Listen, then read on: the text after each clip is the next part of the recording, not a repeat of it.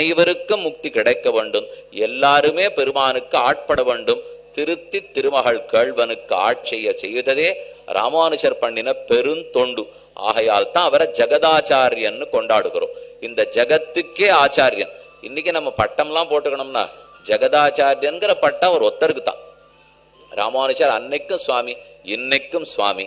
சுவாமி அவர் அன்னைக்கு இருந்தார், ஆனா இன்னைக்கு அடிக்கடி அவரை நினைச்சுக்கணும்னு எனக்கு ஆசையா இருக்கு.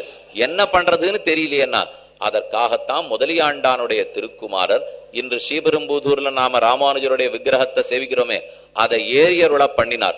ராமானுஜருடைய முக்கியமான சிஷ்யர்கள்ல ஒருத்தர் முதலியாண்டான். அவருக்கு தாசரதின்னு திருநாம். முதலியாண்டானுடைய திருக்குமாரர் தான் கந்தாடையாண்டான். அவர் தான் ஸ்ரீபெரும்புதூர்ல இருக்கிற விக்கிரகத்தை பண்ணி அதுக்கு ராமானுஜருடைய அனுகிரகத்தையே பெற்றி அது அவருடைய ஆசியோடையே அவ்விடத்தில் ஏரியருள பண்ணினார். அதை போல விக்கிரகம் எங்க தேடினாலும் இன்னைக்கு கிடைக்க போறது இல்லை. இதெல்லாம் ஒரு சிற்பி வந்தார் பண்ண